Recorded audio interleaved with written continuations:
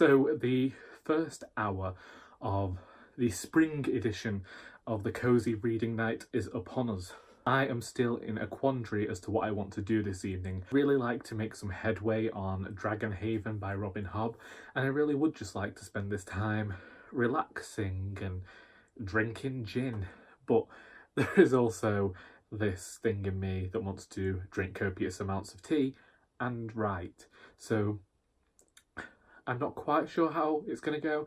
I might do an hour and a half of each, an hour of one, an hour of the other, but I will update you in an hour. So, we're at the end of the first hour, and I did end up reading Dragonhaven by Robin Hobb. I've only read the next chapter, which is about 30 pages, and that's really not a lot to have read in an hour.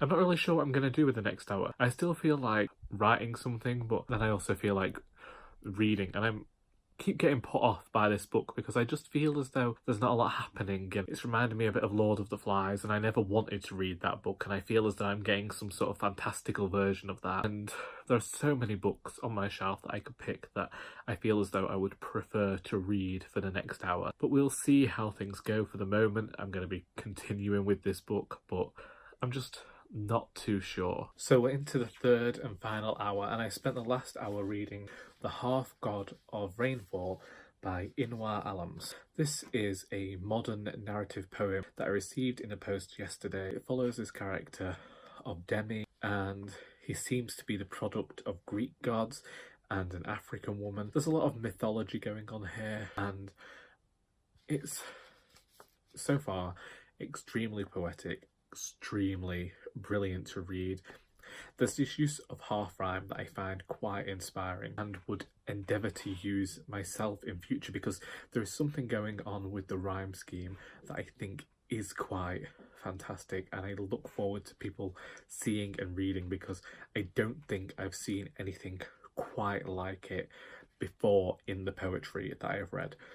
So I'm going to finish this in the final hour of Cosy Reading Night, and then I'm going to go into reading one of the other new books that I've acquired, because Dragonhaven just wasn't doing it for me for something that is supposed to be the cozy night.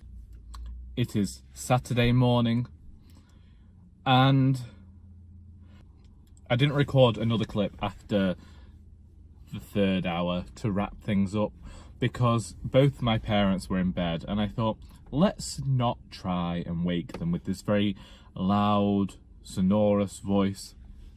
Wait till the morning. And so, after we last spoke, I ended up finishing The Half-God of Rainfall by Inua Ellams. This has quite quickly ended up being a favourite book. I know it's only been an evening. I've only slept once after reading it, but there is such an impact from the end of this book that I found myself quite astounded. I didn't think, from what I was reading in the blurb for this long narrative epic poem in the style of the Iliad in like this modern setting, I didn't think that this was the story that was going to be told. And indeed, I didn't read the dedication until after I'd finished the book. And when I read the dedication, the entirety of the book made sense to me, because I thought that the book was doing one thing. I thought this story was doing one thing, finally exposing the misogyny within the Greek myth and exposing that it's not quite necessarily heroic, which I believe a modern voice understands. But the writer here has really brought that to the forefront and allowed the women a voice that we don't often see, and I was incredibly appreciative of that. But I was also appreciative of the way that this was written.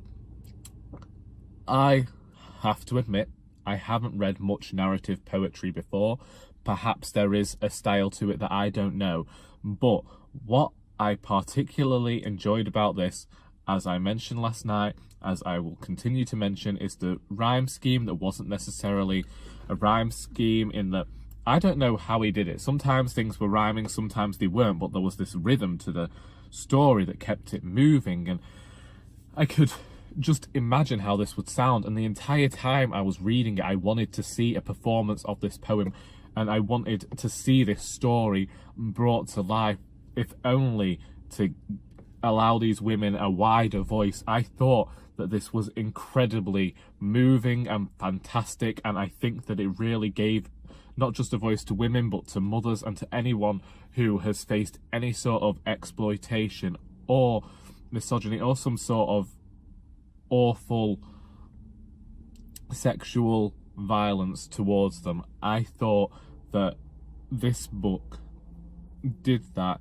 in a way that was quite startling, considering it is only 70 plus pages. I don't know whether there's 80 pages in this book, and obviously it's poetry. It's so much more succinct, and yes, you want to be able to create an impact in quite a small space, and I think that the poet here has done that brilliantly, and it's just such a brilliant piece of poetry, and I did not anticipate liking it as much as I did, and I think that that just goes to show the strength of this writer. And I hadn't heard of them before, so I'm looking to go and explore and see what else they have done. But if Cosy Reading Night gave me anything, it gave me this book, and I am extremely happy about that. And once I had finished reading The Half God of Rainfall, there was still time left.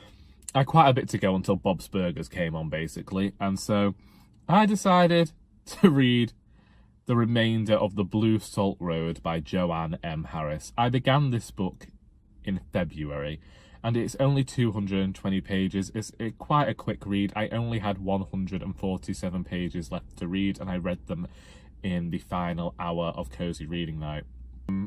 But no, this story tells a Selkie story. We all know the tragedy of the Selkie story. This Selkie has come to shore, and this woman has trapped him, and then he loses all memory of who he was and begins this life as someone who goes out to hunt seals and whales and the family that he once had as a seal. In terms of the story, I did not particularly like this book. However, in terms of writing and craft and the lyricism and beauty of language, I thought that this book was fantastic. I have always been appreciative of Joanne Harris's writing before. I think that she experiments with prose in a way that I don't see quite often, and I think she's one of those writers that has often been pushed aside as a woman writer, which I know happens to a lot of female writers. I really do adore the way that Joanne Harris writes. I think that her folk tales, because I saw there's been a similar story released with illustrations a few years back, I believe it was A Pocketful of Crows. I read that one as well, and I think that she's able to capture the way a story of the folkloric tradition is told, and it just enhanced for me this idea that not only is the writer incredibly knowledgeable about her subject of folklore, of fairy tale, and of myth, which we have seen previously in her other stories. If you go on Twitter and you read her fairy tales that she sometimes shares on there, I can't remember what it's called, but I'll leave a link because I believe she takes it around the country now. Then you know that this is a writer who is knowledgeable about all of these things, and it really works to enhance your experience within the story, knowing that you are in the hands of someone who knows what they are doing. In terms of the story, I can sense how this story is going to go, simply because I knew how I read A Pocketful of Crows. I saw how that went. I know that Joanne Harris isn't averse to writing a tragedy and not having a story that's going to have a happy ending, but more of an ending that is really the natural end to this story. It's just that I wanted something else. As a reader, I wanted the happy ending to be there, and that's my own thing. It's not a criticism of the book, it's a criticism of me as the reader. So there, it's what I'm saying is that whilst I don't necessarily care for the way that the story turned out, I understand why the story ended up ending where it did, and I still think that this is a book that people ought to go out and buy. Does that make sense to anyone?